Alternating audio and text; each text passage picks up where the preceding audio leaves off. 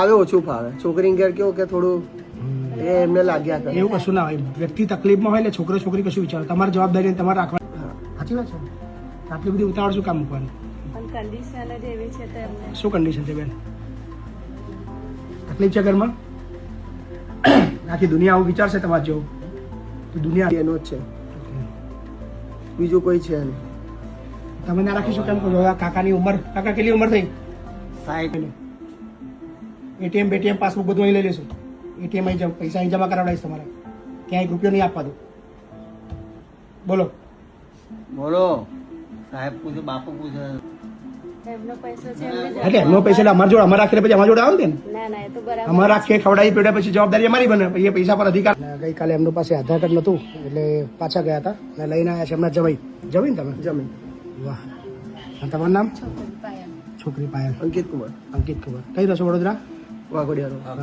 તમારે શું થાય? તમારે સસરા. મેં ડ્રાઈવર છું. રિક્ષા લઈને મેં આવ્યા હમણાં જોડે લઈને ફરું કેમ છું. મૂકવા છે એમને વૃદ્ધાશ્રમમાં? છે. એમને કોઈ રાખવા વાળું છે નહીં, મકાન છે કોઈ નહીં. નહીં એમનું? કોઈ નહીં. મિસિસ મારા સાસુ ઓફ થઈ ગયા. અમારા શાળા જોડે કોઈ સંબંધ નહીં. તમે નહીં? હે મારી જોડે વરસ રાખી મારી જોડે અમે તો રાખ્યા વરસ, પણ છોકરીના ઘેર પછી બી બહુ વધારે તકલીફ છે. લખાઈ નહીં કે એમને રહેવું નહીં? એમને બી ફાવે ઓછું ફાવે. છોકરીને ઘેર કેવું કે થોડું એ એમને લાગ્યા કરે. એવું કશું ના હોય. વ્યક્તિ તકલીફમાં હોય એટલે છોકરો છોકરી કશું વિચારો. તમારી જવાબદારી તમારે રાખવાની ફરજ બને છે. તમે કાલથી એક્સાઇટેડ એટલા બધા છો, તમે કાલથી એટલા ઉતાવળા છો કે હવે મૂકી જ દેવા છે, મૂકી જ દેવા છે. ના કાલથી એમને હું જ આવું છે કાલથી હું જોઉં છું. કાલ તમે એમને જ મૂકવા આવ્યા ને તમે હા. ત્યાંથી હું જોઉં છું. આધાર કાર્ડ ના તલાય તો બી તમને બહુ રિક્વેસ્ટ કરી કે આજે રાખો ને, હું કાલ આધાર કાર્ડ આપીશ, કાલ આધાર કાર્ડ આપીશ. સાચી વાત છે ને? હા. સાચી વાત છે ને? આટલી બધી ઉતાવળ શું કામ મૂકવાની? પણ કન્ડિશન જ એવી છે તો એમને શું કન્ડિશન છે બેન? તકલીફ છે ઘરમાં? આખી દુનિયા આવું વિચારશે તમારે જેવું તો દુનિયા અટકશે ક્યાં? બધા લોકો આવું વિચારવા ચાલુ કરી દે કે આપણે જેનું કોઈ હોય નહીં એટલે આપણે એમને વૃદ્ધાશ્રમ મોકલી દેવાના. ના એમને થોડી ડ્રિંક કરવાની આદત છે એમને થોડી. ડ્રિંક કરવાની આદત છે. તઈ રહે છે ને તો ડ્રિંક કરવાની આદત એમને થાય છે. તો ડ્રિંક કરે છે. કોઈના ઘેર રાખીએ છે ને તો કમ્પ્લીટ રહે છે. અચ્છા. હવે સગાવાલામાં બી એમની ખાલી બે બહેનો જ છે, બીજું કોઈ છે નહીં. તમે ના રાખીશું કેમ કહો? કાકાની ઉંમર, કાકા કેટલી ઉંમર થઈ? 60 ને 63. એમ દારૂ કેમ પીવો છો? નોકરી કરતો ત્યારથી મજબૂર છું. નોકરી કરતા હતા, પીતા હતા? પોલીસમાં હતા પોલીસમાં હતા. પોલીસમાં હતા? હા. પેન્શન આવે છે? કેટલું આવે છે?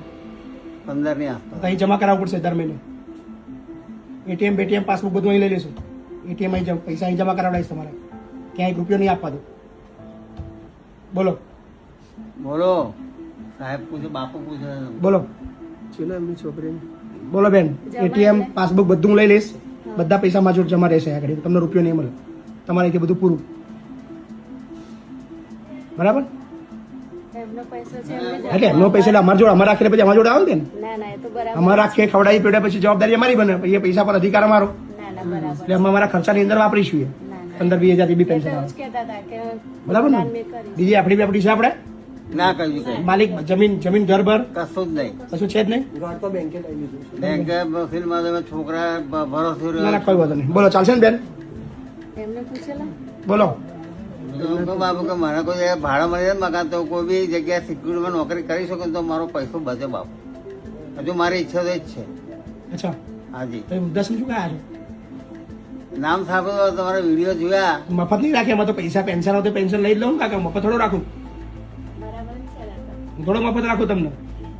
ગરીબ હોય, નિરાધાર હોય ને મફત રાખું. તમારે જ્યાં 15-20 હજાર પેન્શન આવતું તો પછી મફત રૂકા રાખું. 15-20 હજાર હું જ લઈ લઉં ને. બોલો પૂનદાન કરશો તો એમને જ પૂન મળશે ને. જમાઈ બોલો શું કરશું? એમને જ પૂછ્યું ને. તમે બોલો. તમે પરિવાર સાલ તો હું લઈ લઉં છું. એમને પૂછ્યું ને, એ જે કે ખરું. એ જે કરવાનું એ તો મારે ત્યાં પછી મારું જ ચાલવાનું છે ને. થોડું એમનું ચાલવાનું છે. તો પણ હમણાં એમને તો પૂછી લો. બોલો કાકા. બાપુ મારે તો ઈચ્છા છે. હમ? હા કંઈક જો હવે નોકરી અહીં તો પછી રહેવું જ પડશે. એટલે પેન્શન હું લઈ લઈશ. પહેલા કહી દઉં છું તમને. પેન્શન એ જમા કરી દેશે. હા. તમારો રોજ એટલે પછી તમારું ચેકબુક, એટીએમ બધું માજો રહેશે. બરાબર? પછી કાલે એવું ના કહેતા કે કેમ બધું લઈ લીધું. બોલો રહેવું છે? હાક નાખો જલ્દી. એનો ટાઈમ બગડે છે.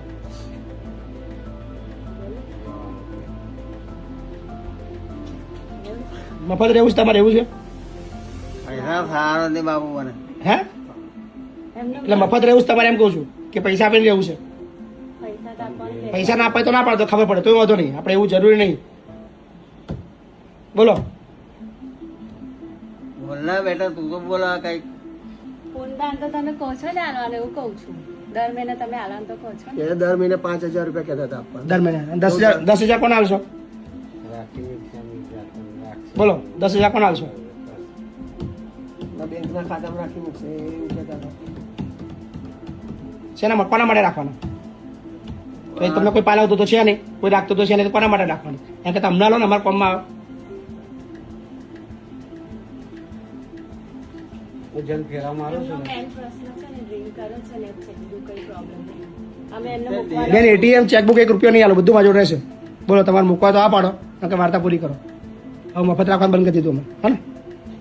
હા, પૈસા વાળો તો મફત નહીં રાખતા અમે. અત્યારે ચેકબુક એટીએમ બધું લઈશ, પછી એડમિશન કરીશ.